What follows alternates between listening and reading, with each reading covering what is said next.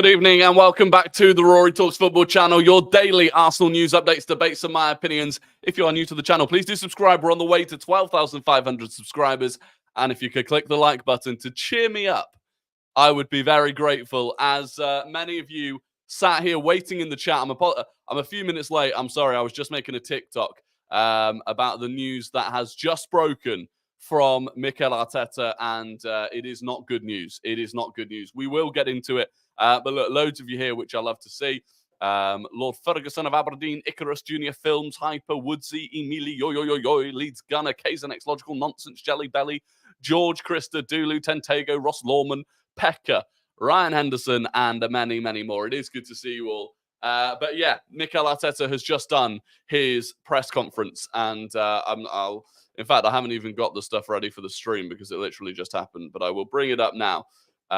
So this is what he had to say. This is what Mikel Arteta had to say on during his press conference on Martin Odegaard. After recent scans, the scans showed that he's got some damage, especially on one of the ligaments in the ankle. It's something quite significant, and we are going to lose him for a while.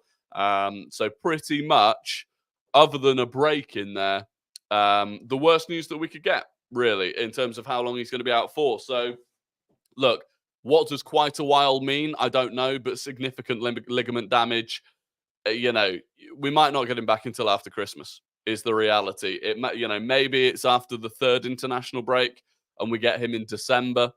But it's a blow. It really is a blow. Outside of that, he was asked about coping without Martin Odegaard. He said he's our captain. He's one of the biggest and best players in our team. Our identity is very linked to how he plays and how he behaves. It's a big test for the team to see how we are able to show a different face. And that's the issue. We've really very rarely witnessed the team without Martin Odegaard in it certainly in the last two seasons where we were at our best. So it's going to be tough. And he's right, a significant level of the threat that comes from our team is that right-hand side relationship between Ben White, Martin Odegaard, and Bukayo Saka. Even in the Spurs game, we saw it. Without Odegaard there, Saka was far less active. And when Saka is your, in an attacking sense, Saka is your star player, losing part of the puzzle that helps get Saka the ball as much as he does it's tough. It really is tough. So, look, what is the solution? Is it Nwaneri? Do we completely change the way that we play? That truthfully, right? We have a very set system, especially on the right-hand side. The two options are you try and play the exact same way, but find someone else that can play like Odegaard. And realistically, Nwaneri is the only player that can do that. Or you change the way you play. Maybe you go to consistently playing a double pivot with more of a central 10. Maybe that's Kai Havertz and Jesus. I don't know. But it's tough. It is tough. And for me, Nwaneri will step up in certain games. But, Nwaneri's not going to start against Man City, for example. So, yeah, it is tough. Gabby Jesus in Odegaard's role? I don't think so. There's so much more to Odegaard's role that, first of all, I think having a left-footed player there is one thing. Nwaneri will have to play significant minutes now. Oh, undoubtedly. I guess we have a run of games to test if Nwaneri will work right. Yeah, well, we do to an extent. Would you start him tomorrow night is the first question. If not, you don't start him against City. You can start him against Bolton. But the issue is, right, because I've seen people saying start him against Bolton. The issue with that is that assuming that the rest of the team is also quite rotated against Bolton, you're still not really going to see if Nwaneri can do it. You need to try Nwaneri in the team when the rest of the team is full strength. You're not going to learn much about Nwaneri playing that role if the rest of the team is rotated. So you need a game. And for me, if it's not tomorrow night, I would imagine it would be Leicester at home, which is not this coming weekend, but the weekend after, where you put him in the starting 11, and you've got Saka, and you've got Rice, and you've got Havertz, and you've got Partey, and all the rest of it. So, 6 to 8 weeks out, yeah, well, we don't know. To be honest, once it's something like that, you don't know exactly how long it's going to be. It depends how he reacts to the treatment. Teams really need to start taking action against UEFA and FIFA for injuries to players on international duty or publicly having option to withdraw players. Yeah, I agree. But do you know what? In the case of Martin Odegaard, I think he would have played. For Norway, those were big games. He is their captain. Like, it's early in the season. I think he didn't have an international tournament in the summer. Like, I think Odegaard would have played that game regardless. When we talk about Saka, I think it's a different story. But with I think with Odegaard, that he was always going to play that game, even though he had that knock that we knew he had. It's tough. Nwaneri has to start tomorrow. I would start Nwaneri tomorrow. I would, and I said this on Twitter. For me, when it comes to starting Nwaneri tomorrow, like, the reason I didn't want to start him against Spurs and the reason I don't want to start him against City is because the consequence of those results is huge. And when the consequence of the result is huge, if the result doesn't go in our favour, the backlash is huge, right? If we'd not beaten Spurs, the backlash from the negative Arsenal fans would have been huge. Same with City if we lose at the weekend. And so because of that, there's an element of protecting Nwaneri. For his first game, there's an element of protecting him. What I see with Atalanta is a bit of an opportunity. An opportunity whereby it's a big game, right? Away, Champions League, first Champions League game of the new season. It is a big game. But the consequence of the game isn't massive. The consequence if we lost or dropped points to Spurs and then go into play City, huge. The consequence of losing to City, 5 points behind them after 5 games, huge. The consequence of not winning against Atalanta, it would be frustrating, be a bit of a blow to us finishing the top 8, not the end of the world. So I would go for it. Another international break in October, already dreading it, I know. And then another one in November. It's constant. It's constant. Breaking from Con Marble Halls, Odegaard expected to be out for 2 months.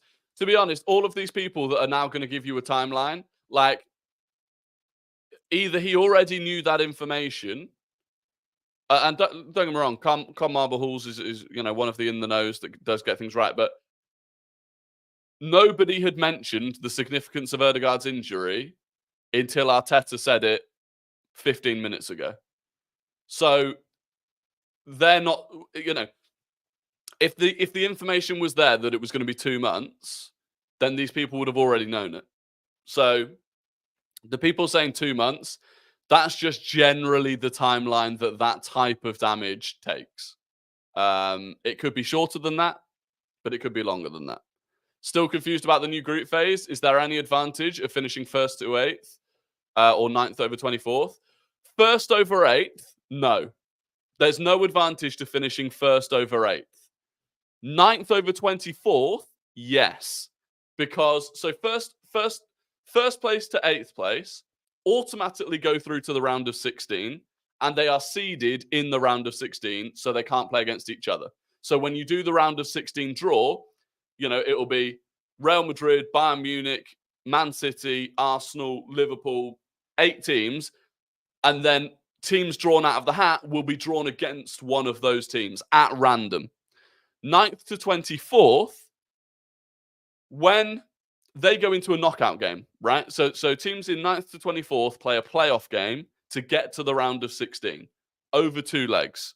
And the way it works is a bit like the playoffs in like the championship. So 9th will play against 24th. 10th will play against 23rd. 11th will play against 22nd, etc. So 1st to 8th, if you get top 8, doesn't matter. But if on the final game day, you're like, okay, you go into your final Champions League game of the league phase, you are guaranteed to finish at worst 23rd.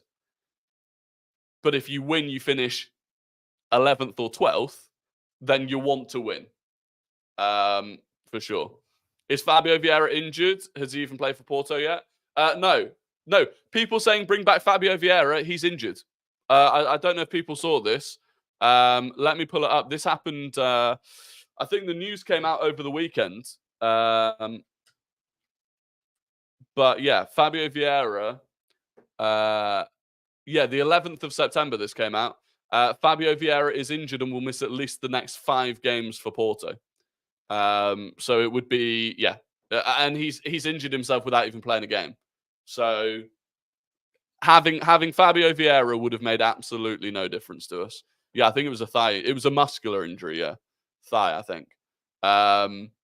So Vieira catching strays. Yeah, I mean, but it's true. It's true. Like, he's injured. I mean, by the way, off topic, Sambi Lokonga has already had 2 relatively significant injuries at Sevilla. And Sambi Lokonga at Sevilla is a buy option, not a buy obligation.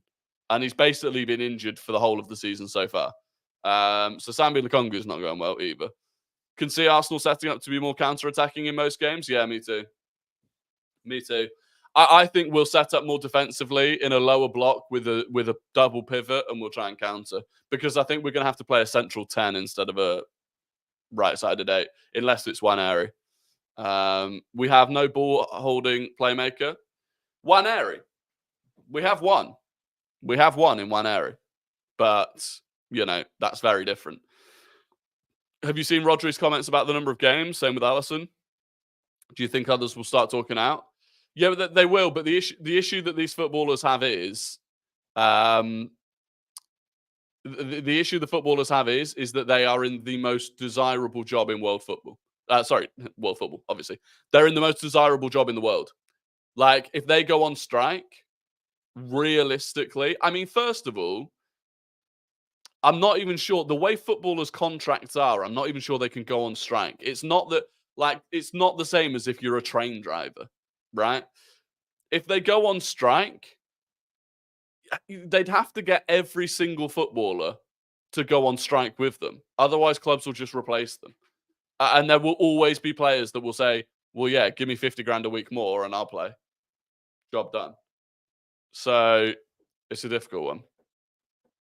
Let's play all of our defenders and win the league George Graham style. I mean, look, you joke, but the big thing for us now is going to be keeping clean sheets.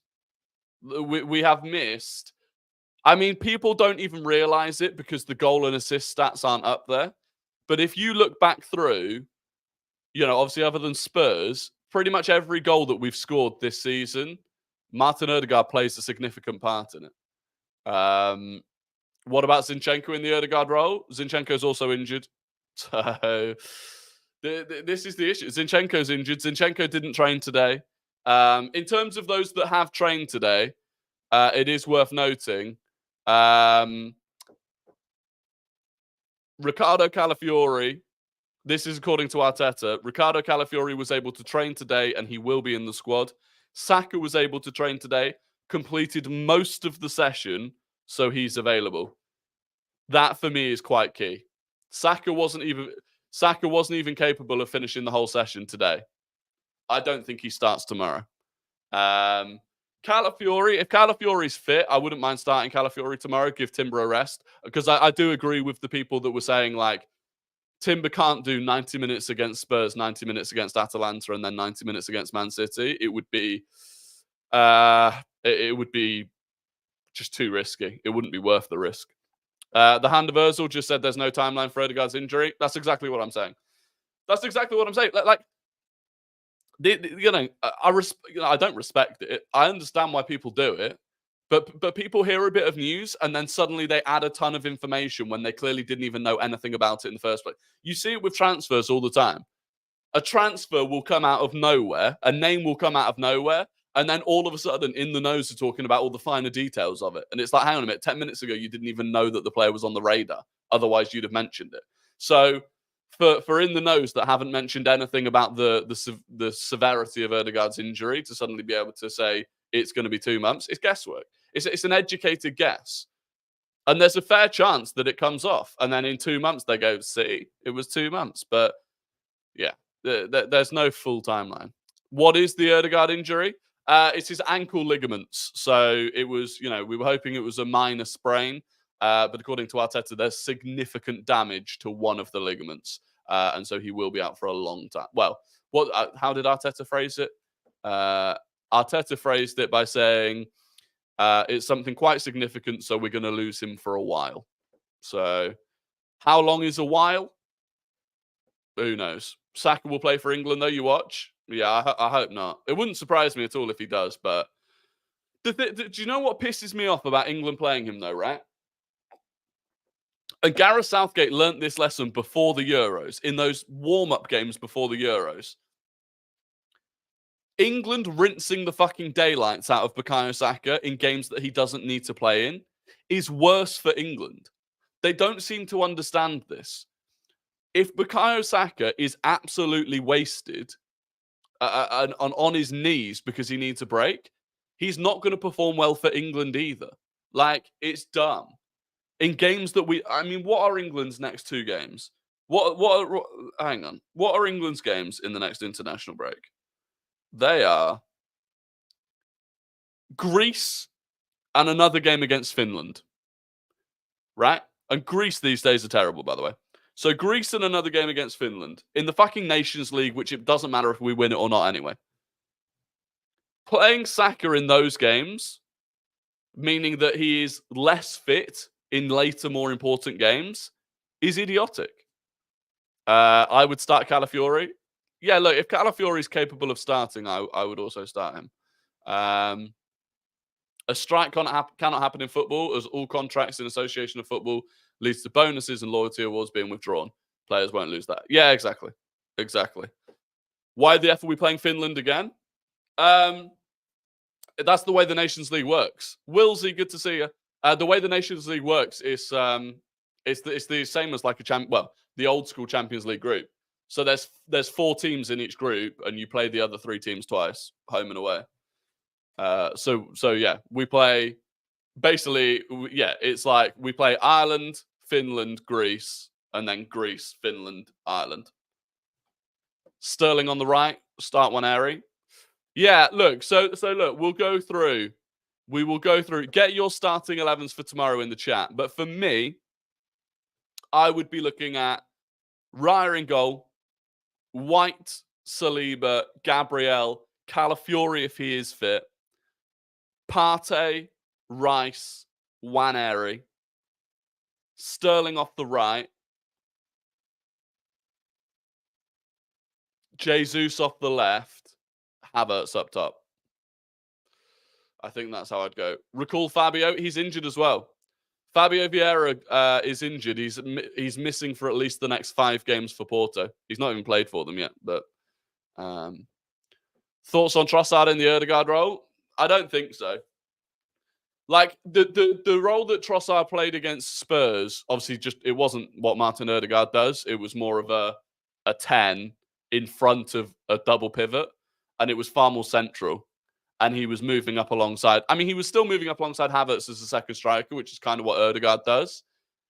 But yeah, I don't think. Well, yeah, Ross, you've just said something that I think is interesting, and I would consider Saka in the 8. That actually Bukayo Saka plays Martin Odegaard's role, and then we play a different winger, maybe Sterling. Maybe even, Nwaneri's played on the right for England more than he's played as a right centre mid anyway. Only just found out that Nelson scored yesterday. Go on, my G. Yeah, Eddie Nketiah scored his first Crystal Palace goal yesterday. Reece Nelson scored his first Fulham goal yesterday.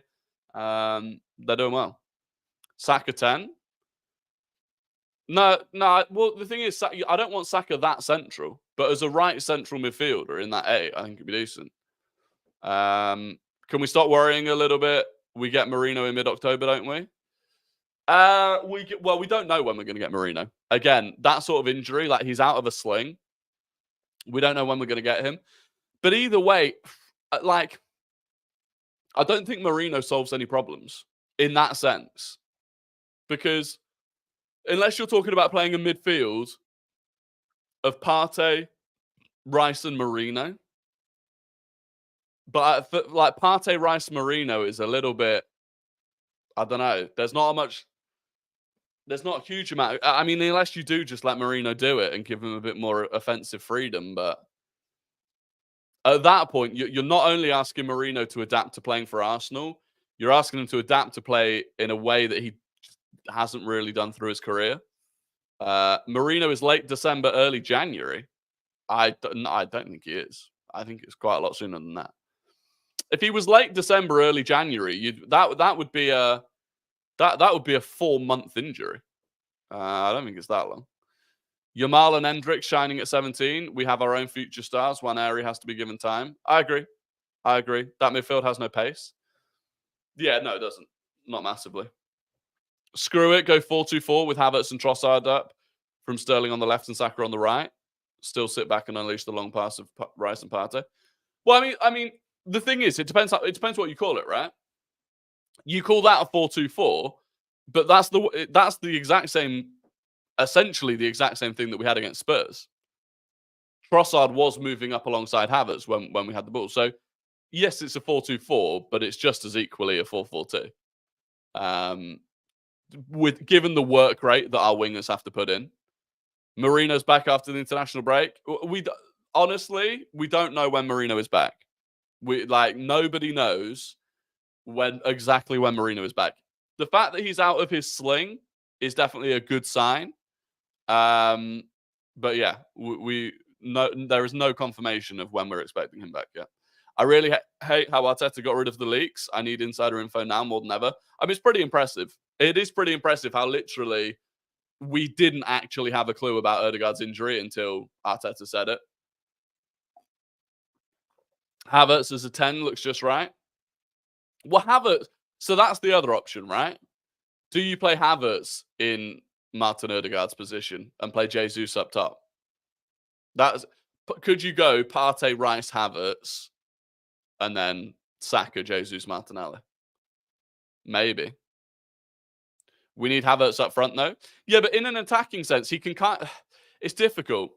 I mean, he could I could see a world where him and Jesus kind of interchange, right?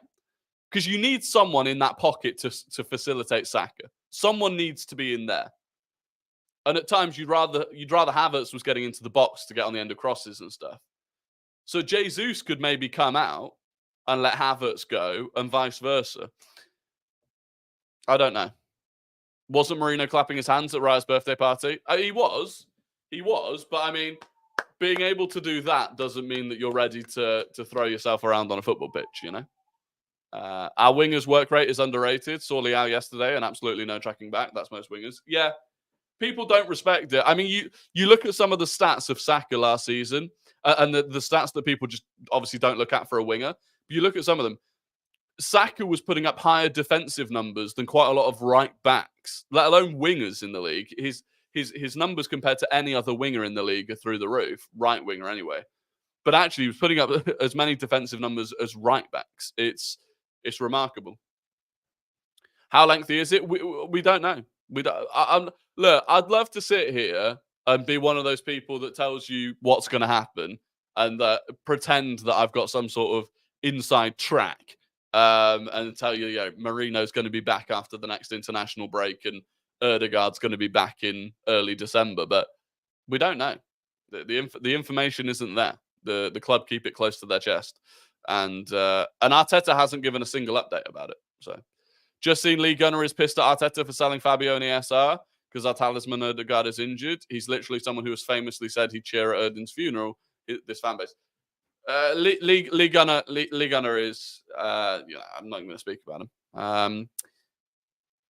I remember against Villa, Odegaard went off and we conceded 2 in 5 minutes. He holds them together. By the way, I think you should enable slow-mo for the chat. Gives you a better chance at reading it. Yeah, I mean, we've never needed slow-mo before because we just don't normally have... Well, we've got nearly 300 people watching. We could do it. By the way, that is a good point to make, though. If you could click the like button. I just looked. There's nearly 300 of you in here. We're not at 100 likes yet. And I don't even know if we're at 100 likes yet, but I'm making that assumption. So if we could get to 100 likes, that would be fantastic. Nwaneri simply needs to start, but I don't know if Arteta will do it. Well, we'll find out tomorrow. You know? Look, as much as some people will say stupid things about Fabio Vieira and Smith Rowe when clearly they don't even like Odegaard in the first place, there is a point that we've been told Nwaneri has been shadowing Martin Odegaard effectively, right? And that we've been moulding him into Martin Odegaard's future replacement, potentially. We've been doing that. And this summer, we decided that we didn't need Smith Rowe and we didn't need Fabio Vieira. To a certain level, there does have to be an assumption that Arteta believes Nwaneri is ready to step up. Because if he doesn't believe Nwaneri is ready to step up, he probably shouldn't have got rid of both Fabio Vieira and Smith Rowe. Did he expect that Nwaneri might have to step up 4 games into the season and for a long period of time? Probably not. Thank you very much. Thank you very much, Hey Hart. That is sensational. Have you seen the City Inter lineup and the PSG Girona lineup? No, I've not actually. Do you want to quickly take a look at the lineups for the Champions League games? We can do that. Let's do that. We'll quickly look at the lineups. See what they're saying. Damn, Sparta Prague are beating Salzburg 2-0. 3-0. Oh my god. That's impressive. Olatunji. Wonder if he's any relation of JJ. Salzburg's team looks poor. There you go. Right, what else is going on? So, City versus Inter. City have gone Ederson, Akanji, Diaz, Gvardiol, Rico Lewis, Rodri, Savinho, Silva, De Bruyne, Grealish, Haaland. So Phil Foden is still not getting into the Man City team. Interesting. Inter, Sommer, Bissek. Oh my. How old's the Serbi? 36 years old. 36 years old. Central centre-back against Erling Haaland. Darmian, Barella, Çalhanoğlu, Zielinski, Augusto, Taremi, and Thuram. Come on, the Inter. Come on, the Inter. And then PSG Girona. PSG, Safanov, Hakimi, Marquinhos, Pacho, Mendes, Ruiz, Vitinha, Zaire Emery, Dembele, Asensio, Barcola. Playing false 9 Asensio. Interesting. Girona. I don't know most of that team. Brian Gill. Jesus. Anyway, there you go. There you go. We will be rooting for Inter Milan. Arsenal beat Spurs away in a North London derby without Rice and Odin. We're going to be absolutely fine. Yeah, the worry for me actually is not the big games. The worry for me, well, I say the big games, specifically Spurs away and City away. I actually don't think Odegaard is as important in those games. The games that I'm more worried about are the ones against the lesser teams. The lesser teams that we struggle to break down, that they're sat in a low block. And, you know, it's a bit of Odegaard magic that can unlock it. That's like, if he's out for a long time, like, what are the chances that there's going to be a game or 2 games that we end up dropping points in simply because we can't score or we don't score enough goals because we haven't got Odegaard? That's more of the worry for me. Is the Gyökeres train still on? I mean, you look on Twitter at the moment, how many more people are... People didn't want to... At the start of the summer, and I still remember it, I keep a mental tally of everyone who hops aboard the Gyökeres train, right? And there were far too many people at the start of the summer that were not happy to embark on the Gyökeres train because he'd only done it for a season. What if it was a one-off? What about the league that he's playing in? You didn't believe. And now people are seeing him do it in the Champions League, and everyone wants to get on the Gyökeres train. I see it. I see it. Bournemouth and Chelsea games will now stress me out more than the City game. Yeah, that's what I'm saying. Pay Gyökeres release clause in January, maybe. Rabiot. Why are people talking about Rabiot? We don't want Rabiot. We do not want Rabiot. Genuinely, like, we don't want Rabiot. It's between Gyökeres and Isak for me. Yeah. Gyökeres is, I think, more attainable apart from anything. Isak's so difficult to get. Been on the train since day one. You'll love to see it. You'll love to see it. I thought Big Ange wanted a trophy. Looking at that lineup, it's not the Carabao Cup he wants. Oh, yeah. What is the Tottenham lineup? I know they were going to go weak. Oh, we haven't even got the lineup yet. Boo. Hudson-Odoi cut inside with the right foot. No way we still want Sesko over Gyökeres. I don't know. Yeah, has Rabiot signed for... I don't think Rabiot has signed for anyone, has he? Rory, Gyökeres train is on strike. No newcomers. Everyone wants to get on board now.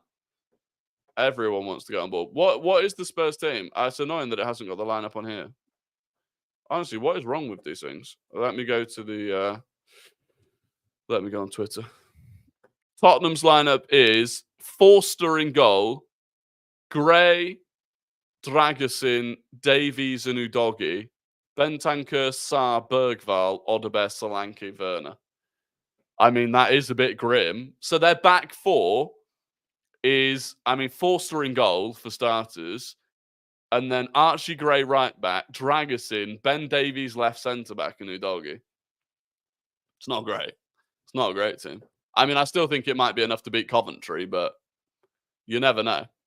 I would giggle. I would giggle if they got knocked out.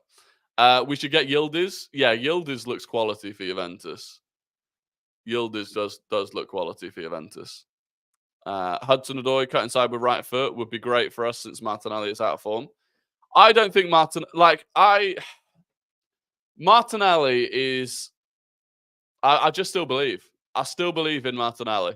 Because I think outside of that one moment against Spurs, I thought he was good. I thought he put an absolute shift in defensively. If Havertz scores that header, that was a really good save from Vicario, that would have been a great assist from Martinelli. I'm not giving up on him. I'm not giving up on him.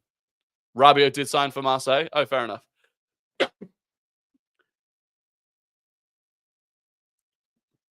I was thinking about I don't know.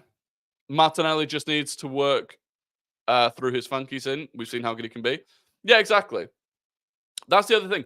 I've seen Martinelli do it. I know how good Martinelli can be, which is why I'm not worried. It's confident. We've seen. Look, if you need any more proof about the importance of confidence in football, Kai Havertz. You know. So he'll get it back. Thoughts on Ange? Not good enough? I think it's that simple. Like Ange does annoy... Ange doesn't even annoy me. The reaction to Ange is what made me dislike him. Like, the fact that he could literally sit there and say, mate, and the press would be gushing over him. That annoyed me. Like, he himself didn't really annoy me. I'm happy for him to be at Spurs for as long as possible because I just don't think he's good enough. I don't think he is good enough for the Premier League. So he doesn't say mate when he loses. No. I mean, that's the thing. Like, he got sussed out 9 months ago. Yeah, I think he did. I think he got sussed out. I do. So, yeah, it doesn't bother me.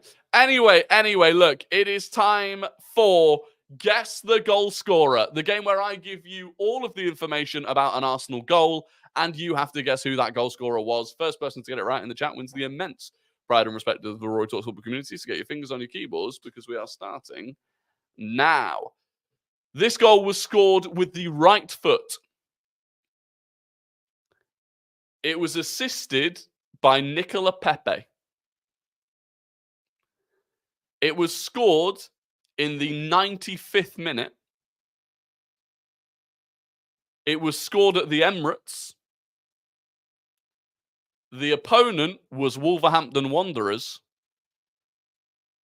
And the date was February 2022. So it was a right-footed goal assisted by Pepe in the 95th minute at the Emirates against Wolves in February 2022. Who is the player? Who is the player? And the winner is... I love how someone put Nicola Pepe. If they just for future reference, if there was no assist, I will say there was no assist. Ryan Henderson is the winner, though. Ryan Henderson is the winner. It was Lacazette. What a goal that was. Joachim was second. Oslo Gunnar was third. Carl was fourth. And he knew the exact goal it was. And Matthew was fifth. There we go. Remember the limbs on that. The limbs on that goal. Thought it was an OG? No, that was never an OG. Did it actually go down as an OG? I don't think it did, right? Being shagged out of fifth. I apologize. I'm pretty sure it didn't go down as an own goal. If it did, it shouldn't have done. So, there you go. VAR, check complete. Sensational. Jose Sa with the goal. Well, I don't think Jose Sa scored it. I think Lacazette scored it. You should have to say the opponent so people don't spam. Guess. Get it right. Yeah, maybe. Yeah, maybe I give all of the information, but I don't give the team, so you have to guess the player and the team. Maybe we do that. Maybe we do that.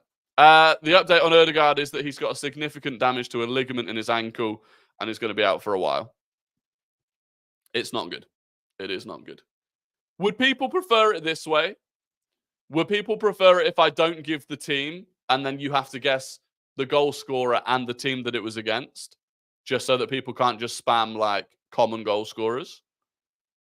It went down as known goal. What a disgrace. Not in my heart, it didn't. Not in my heart. Yeah, with the team. Yes. Yeah, okay. I think people just spam guess for the first 4 clues. Yeah, that's the thing. That's the thing. It would be pretty difficult. Maybe. The thing is, though, because normally I give the stadium as well. But obviously, if your stadium knowledge is good, you'll know the team it was against. Yeah, so for example, yeah, you'd say Nelson versus Bournemouth, yeah. But if it was an away game, like if it was Gabriel's goal against Spurs, obviously then as soon as I say that it's at White Hart Lane or the new Tottenham Stadium, then you know where it is. But I don't know. We'll figure it out. We're new to this. Now it is time for Guess the Non-Gooner. I'm going to give you the entire career path of a player who does not and has not played for Arsenal. And you have to guess who that player is in the chat. First person to get it right wins the immense pride and respect of the RoryTalksFootball community, but not as much respect as Ryan currently has. This player started their career at Newcastle United. They started their career at Newcastle United. They went on loan to Preston North End. They then moved permanently to Liverpool. They went on loan to West Ham before moving permanently to West Ham. They then moved permanently back to Newcastle. They then went to Reading. They then went to West Brom. They then went to Reading. They then went to Amiens. And then they've gone to Bordeaux. Newcastle, Preston on loan, Liverpool, West Ham on loan, West Ham permanently, Newcastle permanently, Reading, West Brom, Reading, Amiens, Bordeaux. Who is the player? And the first person to get it right was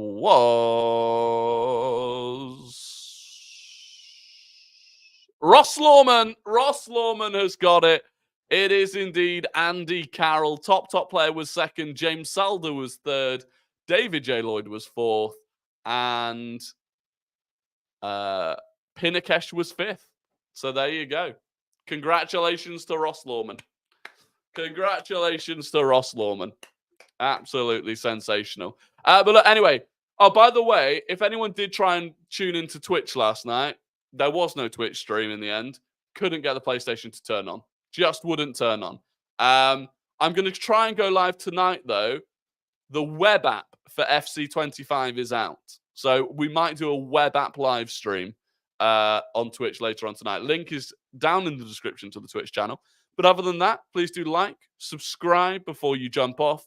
Have a fantastic evening. And the next live stream, as it says here, will be on Tifo. Link in the description to Tifo. It will be a watch-along of the Atalanta game tomorrow night. We'll be starting at about 7:30. So I hope to see as many of you there as possible. But until then, have a fantastic evening and goodbye.